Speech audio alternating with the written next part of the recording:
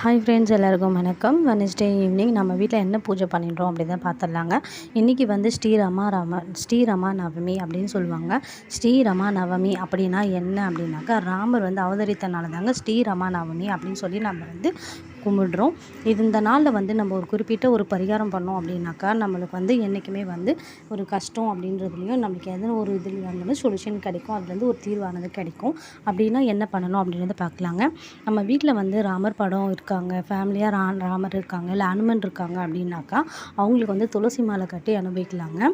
அதே மாதிரி நம்ம வீட்டில் வந்து ஒரு நீர் வச்சு வழிபட்டுட்டு அதை வந்து வீட்டில் வந்து எல்லாருமே குடிச்சிட்டு வீடு ஃபுல்லாகவும் தெளித்து விட்டிங்கன்னா, நம்ம வீட்டில் இருக்க பாசிட்டிவ் எனர்ஜி நம்மளுக்கு என்னமோ நல்லாயிருக்கும், நம்ம நினச்சது கண்டிப்பாக நடக்குங்க. என்னன்றதை பார்த்துடலாங்க. துளசி இலைகளை வந்து 108 எண்ணிக்கையில் எடுத்துகிட்டு நம்ம ஒரு டம்ளரில் நீர் எடுத்துருந்தோம் பார்த்திங்களா, அது ஒரு பூச்சிக்கு உண்டான தட்டில் எடுத்து வச்சுக்கோங்க. அதை எடுத்து வச்சுட்டு 108 துளசி இலைகளை எடுத்துகிட்டு அந்த டம்ளர் நீரில், அந்த டம்ளர் பூஜைக்கு உண்டான தட்டில் அந்த டம்ளரை சுற்றியுமே அந்த 108 இலைகளை வச்சுட்டு ஸ்ரீராம ஜெயம் அப்படின்னு சொல்லிட்டு 108 தடவை சொல்லிவிட்டு நம்ம வந்து அந்த இலைகளை அர்ச்சனை பண்ணிடலாங்க. இதுக்கு அடுத்தது அதை அர்ச்சனைலாம் பண்ணி முடிச்சிட்ட பிறகு இந்த தண்ணியை பாதி அளவாக எடுத்துகிட்டு வீட்டில் இருக்கவங்க எல்லாருமே குடிச்சிட்டு மீதி தண்ணியை வந்து நம்ம வீட்டு வாசலில் வீட்டிலலாம் தெளித்து விட்டால் ரொம்ப நல்லதுங்க.